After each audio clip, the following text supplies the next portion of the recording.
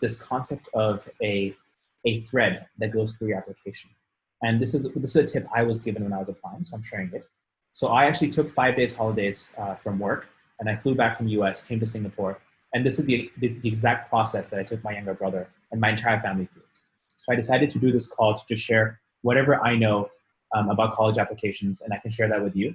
So if you are here with your parents, that's the best, because this will be helpful for both students and parents. And hopefully you can have something to write down some notes on. I'll be sharing some quick tips that can be pretty helpful. So the first part of college application is deciding the universities, right? And deciding the universities can be quite a difficult process. So I have just one tip that I can share, which is a university, you have to think about it, is a means to an end. And usually the ends of the university is that job offer that comes at the end of the university, right? So what I like to do is I like to think about what job you wanted to go into at the end, and then work your way backwards from there. So for example, if you are interested in finance, for example, and you want to go work at a bank, then let me show you what I would do to figure out what university I want to go to. So I'll share my screen here. And what you can do is, I will search Morgan Stanley here. So this is LinkedIn. So LinkedIn, I will search Morgan Stanley. And on LinkedIn, you will see there's a company page for Morgan Stanley. This is what you want to go to. And you can do this obviously for any other company. And then on this company page, there's a tab called People. So you go into the tab for People. And this is really cool. Like it's amazing. When I found this blew my mind. When you go down here, you will see where they studied. There's a where they studied page. And this is telling you what university these people went to that work at Morgan Stanley. And so you can see that, if you want to go work at Morgan Stanley, you can go to NYU or Wharton. You don't have to go to Harvard to go there. And so this is a really good way to figure that out. So I know in Singapore, for example, many people want to work in the automotive space. So if you go to BMW, then you go to BMW company profile. And then again, you go to people. And you will see that if you go to university in Munich, most people at BMW are from Munich. Let's see if there's any US universities on here. Oh, wow. You can keep going down. There's really not that many US universities. Most of these universities are in Germany or in Europe. So that's interesting to know, right? Let's see if we can filter. So if you click this, you can filter for United States. So only the people that work in the United States. And then you'll see Clemson University is the biggest one over here as a feeder into BMW. And then if you click Clemson University, you can then take a look at the people's profiles and see what role they have at BMW and if that is a role that you want to take up.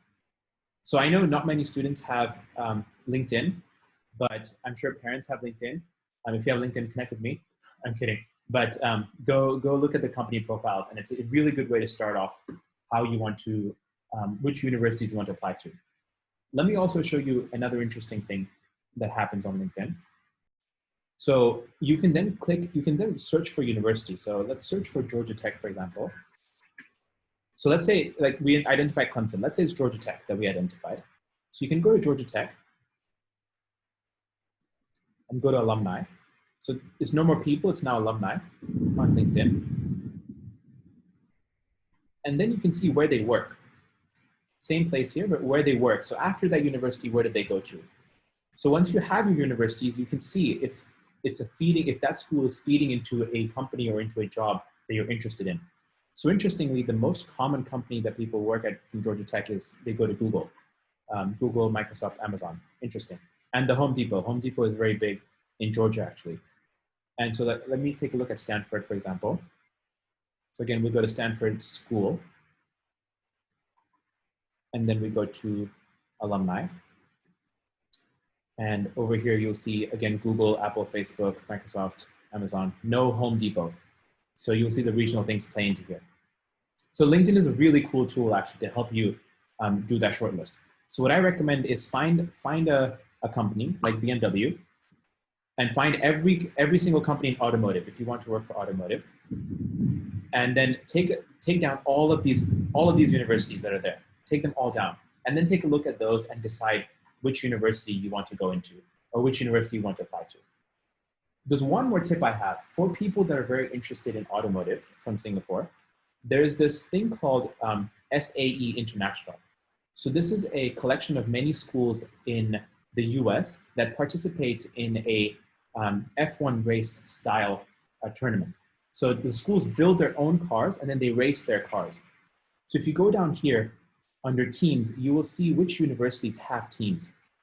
And I know this because Georgia Tech has a team called GT Motorsports, and my friends were part of it. So they would build a car and then they would race this car every single year. Very similar to F1. And so you can go through these schools and see which schools have it. So once you have your list of 10 schools, you can check whether or not they have this club. And this club is very, very good because many companies recruit for engineering roles, mechanical engineering roles from this club. So many of my friends got a job at BMW because they were working on this team, and BMW was sponsoring this team, I think. And so they came and they just picked up my friends and these engineers into those roles. So that's just another small tip. So you can write down SAE International to look into. And it's SAE.org is the website. And then you go under teams. And like if you look at the sponsors, you know, they have great sponsors. It's loading. Oh, there we go.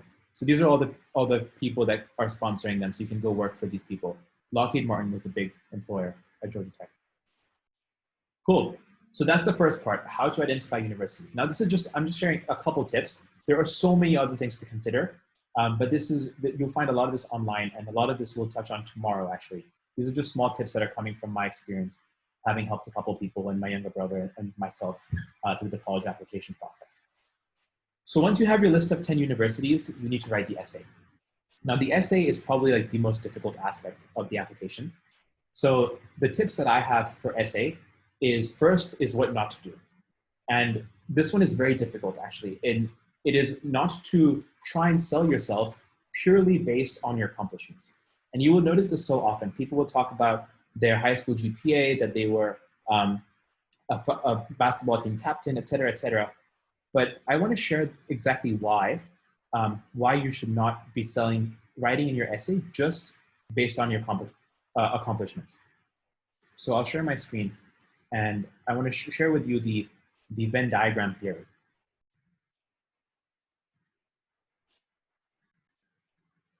So the Venn diagram theory is basically whatever you are as a profile that you are putting in the essay, if there are 3 aspects to your profile, then in here, you want to be the only person or the best person in the center, okay? So for example, let's say you are the head boy of your high school. Let's say you have a predicted 42 plus out of 45 in the IB, or whatever the AP equivalent is, okay? And let's say that you are the captain of basketball in your high school. Now this is a pretty cool profile, right? But the thing is, I want you to ask yourself, there are about like 100,000 plus high schools across Asia. Each of those high schools has a head boy. So there's about 100,000 plus head boys. In IB, I'm not too sure what the statistics are, but let's say more than 1,000 people get 42 and above, if not more, okay? And then each high school also has a basketball team, which has a captain. And so there are, again, 100,000 basketball captains, okay? So when you take a look at this and you take a look at this intersection here, are you really the only person in this center? And most probably you are not, if you're just going based off accomplishments, because all high schools have the same grades, same team, same head boy, same valedictorian, et cetera, right? And so I'm not saying that these are not good. These are excellent to have, but the essay is not the place to talk about them. The resume is a place to talk about them. The supplemental essays may be a place, or having your recommenders talk about them is another place to talk about these things. But the essay is not really the place. So another reason why I say this is because when you look at these essays, just imagine it from the perspective of the person reading your essays. They're reading 100, 200, 300 essays every single day. And they're reading, oh, I'm a head boy, I'm NUN Secretary General, I have this score. Everybody's extremely impressive. And so to try to sell yourself just based on these accomplishments is not enough. So the question may be, okay, well, what do I do? Like, how do you do this then? So that you are the only person at the center of this Venn diagram. What do you talk about? Well, the thing that I recommend to talk about, and what you will see everywhere is, well, sorry, not everywhere, you may see this on your own, is to talk about your personal stories. Like what makes you who you are. And so let me give you three examples. So for example, I talked about, when I applied to Stanford, I talked about going on a cruise ship with my family and doing a scavenger hunt with my family, and then the lessons I learned from that scavenger hunt. So nothing about accomplishments, nothing about my GPA, nothing about my head boy or whatnot. It was just about exploring a cruise ship in a scavenger hunt format with my family and what I learned from it and how that was, and the story was also interesting. And the main point that I'm making is that it's not, being a head boy and a school captain and things are all great, but in these essays, it's these other stories that are memorable, that really tell you about who you are, that are important to write about. And I can tell you, to convince my parents to allow me to write about a scavenger hunt on a cruise ship when applying to Stanford was the most difficult thing in the world. Because they're like, no, write about all your other accomplishments. Like, you've done so many good things, write about those. Like, if you go on my website, you'll see my accomplishments listed there, not my cruise ship listed there. But the thing I'm trying to get across is this is a lot more important. Now, don't take my word for it, okay? So what I recommend, before writing the essays, is what I recommend you read successful essays on your own to determine this. So this is what we do. Let me share my screen again. You don't take my word for it. Just go to Google and Google search successful Stanford essays, or successful whatever school you want to apply to essays. And there's so many essays online, 51 essays here, 50 essays here, 42 essays here. And so you have already 150 essays just from this one search, okay? And I recommend you read at least 100 of these essays. And you go here, you can click into this, and you can read these stories. So this person talked about same eye color from their parents, but how much more they've inherited from their parents. Again, like you'll notice, and as you read these, like the thing you'll notice is, oh, are you seeing the screen? Yeah, the thing you'll notice is that these people are not really just selling themselves based on accomplishments. They're really telling a story about themselves. And the big thing is, when you tell that story, if you imagine from the perspective of the person reading the essays, once they've read 100, 200, 300 essays, and that the college, admission person goes home to their family, and in the evening, they're sitting around a table, they're going to talk about that person that learned something from their niece, or they're going to talk about that person that lost a lot of weight.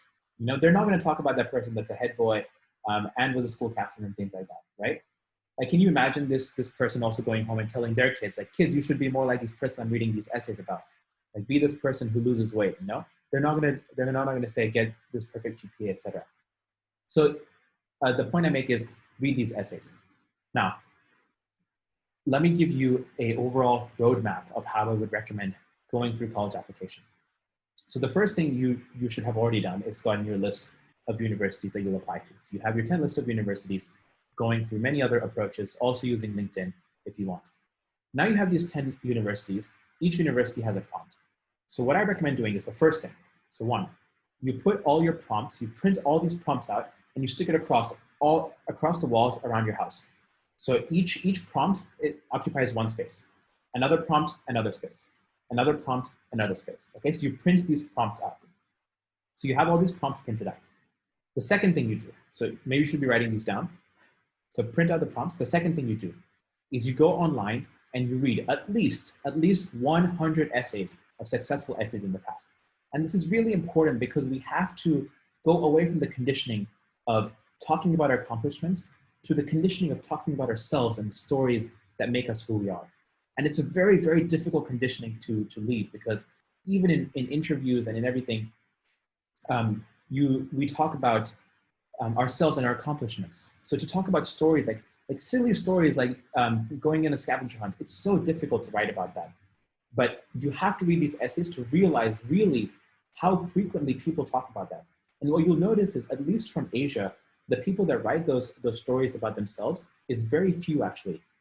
People in Asia usually just write about their accomplishments. In the US, more so, people write about their their personal stories because education is more geared like that. But in Asia, education is very much about numbers and rank. But that's not really what sets you apart. So anyways, back to two. Read those 100 essays. And after you reach every single essay that you've read, you read that essay and then you pause and you think, okay, what stories from my life can I think about that are similar to this story? And then you write those down. So let's say I talked about the scavenger hunt. And let's say you've gone on a cruise ship, or you've done the escape a room with your family, or you've done a little blindfold hunt when you were really young and you learned something from it. These stories will prompt other stories about yourself in your past, right? So whatever story it is, no matter how silly and how stupid that story may seem, just write it down. So on these papers that you have the prompt and you have a page below it, write down the story that came to your mind. And then write down the scavenger hunt, write down the escape room, write down the blindfold party game that you did when you were 5-year-old. Just write these stories down. So at the end of 100 stories, you should have 100, 200 plus of these personal anecdotes that you can think of. Be it sports, be it a time when you talked to a grandparent and learned something from them, when you made a mistake and learned from that, whatever you want to talk about, just have these stories written down. So at the end of 2, you should have a lot of stories written down on pieces of paper under each prompt. And as a side anecdote, actually, when my younger brother was applying for colleges, it was quite a difficult time. It was a very stressful time for us as a family because it's so difficult. And I empathize with everybody that's going through it. So I actually took 5 days holidays from work, and I flew back from the US, came to Singapore. And this is the exact process that I took my younger brother and my entire family through. I made my parents cancel every event that they had scheduled, like every single event. We printed these things out, we wrote these things down. I made even my parents read 100 essays. And I recommend that it's important that parents also read these 100 essays, especially if you are going to give your child some input and advice on their essay. Because if your child writes about the scavenger hunt, and then you come in and you say, oh, actually you should write about your accomplishments, then you are doing your child a disservice. I have seen parents recommend their children to write about accomplishments because they haven't done the research on their own and read these essays. And so they're doing their kids a disservice. So please, if you're doing this as a family, then do this process as a family also. If family will give input, then the family needs to go through this process. Otherwise, it's a broken process. So this is the process I took. I forced my entire family to go through this process. So this is what I'm sharing with you. Okay, so now we're at 3, which is writing these stories down as you're thinking about them. Okay, yeah, I already did 3. Okay, 4. 4 is the narrowing down. So you have 200 stories that you wrote down on these pieces of paper. 4 is where you narrow down to those 1, 2, 3, or 4 top stories that you think you can talk about. And if by this time you read 100 essays, you will narrow down not on what makes you sound most impressive, but you will narrow down on what makes you sound most like you and what makes you sound most human and most real. And this part is difficult. And this is the place where I recommend either having people that have gone to university before that you respect giving their advice, or actually college admission counselors are very, very helpful in this area in helping you determine which story you want to talk about. So when I was applying to Stanford, I did hire a college admission counselor, not for Georgia Tech, not for undergrad, but for postgrad, I did. And what I really liked about that admission counselor is we did a call and they made me just sit and say, Pulkit, what is a cool story about you? And she just kept going. She said, Pulkit, give me another one, give me another one, give me another one. And so my stories started to become more and more ludicrous and crazy and silly.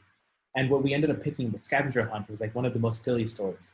We went through about 4 or 5 other stories that like make me sound like a good person, you know, like I helped society, I won our school soccer tournament, like, you know, things that still make me look good.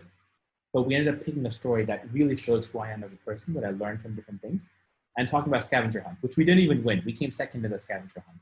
And I wrote about that in the essay, you know? So it's really, this frame of mind takes a lot of time to develop. And I found college admission counselors to be helpful here. So this is 4, narrow down. And the 5th one is just write the essay. This one I really don't have much more to say. You guys have experience writing the essay. So I touched on this piece of college admission counselor, and I just want to add, so this 2-day series is sponsored by Crimson Education in Singapore, because I have gone through admissions twice for myself, one time for my younger brother, and I've helped 4 or 5 other people. But this is all the tips and information I have. There's a lot more wealth of knowledge here. So if you choose to work with an admission counselor, you can do so. So here are my thoughts on it. The things admission counselors are most helpful for is helping you brainstorm stories, like that lady did for me, saying, what's more? Give me more, give me more. And making you comfortable to come up with those silly stories that you would never write about, or your parents would never let you write about on a normal day. 3, they're also helpful in helping you stick to a schedule. Applying to 10 universities is a nightmare of a process. Writing those 30+ essays is very daunting. If you're organized, then great. We also hired admission counselors for my younger brother, and it was helpful to have somebody run the process. This is just the benefits of them, if you want. And then 4, if there's an interview, they're really good at prepping you for interviews. I was abysmal at interviews when I was applying for my MBA. And so when I purchased a college admission counseling package, I negotiated for double the interview prep hours. I was just absolutely terrible. And those were actually very helpful for me. So these are what they're helpful for. What they're not helpful for is helping you write the essays. Do not get an admission counselor to write the essay for you. If they're doing that, don't work with them, please. Because a couple things, and this part is hearsay. It's a myth that we don't know. It's a rumor. Colleges look at your SAT essay score and match that to the essay you submit in your application. So if your college SAT essay score is like a really low score, but your college admission essay is like a stellar, like, you know, it could win every literature prize and award, then there's a mismatch. So something pops up, and they do check for student tone. And most students applying from high school don't have a Nobel laureate tone, right? And so just be honest to yourself, right? How you write. Because if you're reading 10 essays with like grammar errors, and then you have one essay that's written as if Roald Dahl himself wrote it, then it puts up sparks in your head. It puts a red flag. So don't have them write your essays, and consultants are not good to have them write the essay for you. They're good for feedback, and they're good for helping you brainstorm stories, pick that story, stick to the story, and stick to the schedule and timeline. Like this is sponsored, these 2-day series are sponsored by Crimson. And they will be answering a lot more of these questions, including touching on the COVID essay, touching on applying to UK and Canada, talking about more things to consider when looking at which universities you want to apply to. So Crimson's been in the region for about close to 10 years now, and they've done really well. So they're the admission council that I picked to partner with. They're really good. They're also run by the founder of Crimson, is another Stanford grad who also went to Harvard, who also went to Oxford. So really cool company. So they're the ones I partner with. They will help you out. So tomorrow's call will be a lot more in depth with these, also including the COVID essay. I don't know much about that, and they will touch into it. But what I can share with you is, especially if you're applying this cycle, I did this call a little late. So if you would like to set up a call with Crimson, and if you have any questions, you can go to this link that's over here, and you can fill out, you can even open this QR code on the phone, and this will take you to a form, and you can fill out this form and set up a call with them to chat with them. You don't have to do this today. You can if you want, but tomorrow they will be on the call to share other tips and tricks. And again, like all the information I'm sharing is, I really want you to take this information with a grain of salt. This is just my perspective. I've only helped myself, my younger brother, a couple other friends through the application process. These are just tips and tricks. Counselors have, college admission mentors have done a lot more, so you can get their advice also. So please, the one thing I would say is, when you're going through college application, get as much input and feedback possible from different people. The more people you talk to, the better, because each person has a different perspective on this, and each perspective is valid, right? So don't think that this perspective is enough. The more perspectives you can get, the better. Do reading about it online. Talk to counselors and talk to mentors, college admission mentors, to give you their perspectives. Because one of the things I was really happy my parents did was they spoke with I think like 5 or 6 other people that also applied to universities from my high school, and they talked to them about what was a recommended process and what things to look into. So the last thing I have to share is this concept of a a thread that goes through your application. And this is a tip I was given when I was applying, so I'm sharing it. This thread that goes through your application, or what's the one sentence in which you can summarize your application? So my college counselors helped me come up with this one after a while. And for me, it was, I can learn in every situation and possible. Like, I will go through every situation and learn something from it.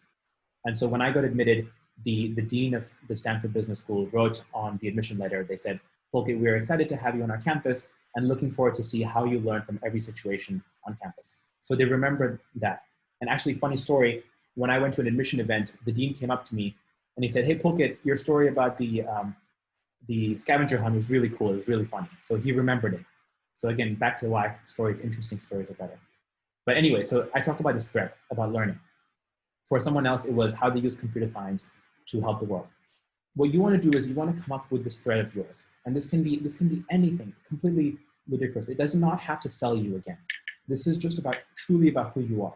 This thread can be about how you like to save the environment through everything that you do. Or this thread can be about how you just really care about your younger sibling and you want to be a mentor and guide for younger sibling and future generations coming up. Or this can be about just how much you respect your parents, or about how you love your math teacher and how you respect your math teacher, or about how you see physics and everything, or about how you see philosophy and everything, et cetera, et cetera. Whatever this sentence is or this thread is, you want to try and have every piece of your application talk about that in a certain way. So for me, when I talked about learning through every situation, in my essay, I talked about scavenger hunt and learning from the scavenger hunt. In my recommendations, I actually had 3 recommenders talk about a time I failed at work. Like, I made a mistake. And like, one of the mistakes was actually pretty bad. Yeah, it was a bad mistake. And I had them talk about how I failed and then how I learned from those mistakes. So my recommenders literally talked about times I did not do well. But it touched into the thread that I talked about because it was about how I learned, right? In my interview, when I had my interview, I talked about these different aspects of my life that I've gone through and how in each one I learned something. And in that interview, I asked the interviewer about his experiences, and I made it clear to him that even through that interview, I learned something from the interviewer. I think that's all the pieces, right? Yeah, even in the supplemental essays, you want to talk about learning or whatever that thread is every way. Because what college, again, this is what I've heard, this is the advice I was given, that what people look for is when they're reading your application, do the pieces fit? Does it make sense? Or is this person putting up a facade that is not backed up by reality? And the best way to do that is have everything tie in together. So if you look at the resume and you look at the essay, and then the thing comes in, the recommendation comes in, the admission counselor or the person reading it should say, oh, okay, that makes sense. Yeah, this completely makes sense with what we've heard so far. It should not be, oh, this is new, this is interesting. You see what I'm saying? So this thread can be your guiding light in terms of what you talk about. And to come up with this thread is probably one of the hardest things to do in applications. The process of reading those 100 essays and writing those stories down under each prompt is crucial towards getting down to that thread. Because as you start thinking about all these random stories from your childhood, and you'll be surprised as to how many random stories will pop up. How you went to a birthday party and you learned something, how you ate food or you cooked with your parents and something interesting happened, or how you got stuck in an elevator and something really cool happened, or how you downloaded TikTok and your feed became very politics related and you realized that TikTok is telling you that you love politics. Whatever those stories, like random stories are, you will see will give you a glimpse of like who you are, who you really are. And those stories will help you get to that glimpse. And once you get that glimpse, it's easier to write these stories and everything else. There's a good question, which is about, is the thread and the intersection of the Venn diagram the same? It is not really the same. The thread is one circle of the Venn diagram. It is probably the most influential circle of the Venn diagram. But these other aspects of the Venn diagram is like whatever you're selling yourself as. Like if you're female in computer science and you saved a person's life, then those and the thread comes on top of that. So every aspect here is different aspects of the Venn diagram. But I would say the thread is the biggest circle of the Venn diagram. And sometimes what will happen is just the thread that you pick is super unique anyways. Because if you pick the thread that you are the smartest math Olympiad in the world, then there's only one person, right? But if you pick the thread that you are a conscientious human being, then very few people have picked that as a circle. So already the population in that circle is very small. But in the Olympiad circle, 100,000 people take the Math Olympiad, right? So, but in this one, fewer people do it. And then within that, you overlay whatever accomplishments you have. So you should be the best person that is applying using that thread. Like you should be the best person that learns from every situation, but the best person that's conscientious and using computer science to help the world, whatever it may be. So that's all the tips I have. I really want as many people to benefit from these tips and tricks as possible, because I remember when I was applying as the elder child in the family, we had no idea what I was doing. It was, my goodness, I'm surprised I even got to college. If I read my essay, it was my Georgia Tech essay, it was just terrible. I could do so much better. So the more input and advice you can get, the happier it makes me, because I know I wished somebody had given me this advice when I was applying to colleges. So great, that's all I have for you. I'll send you out with the inspirational music and see you all tomorrow.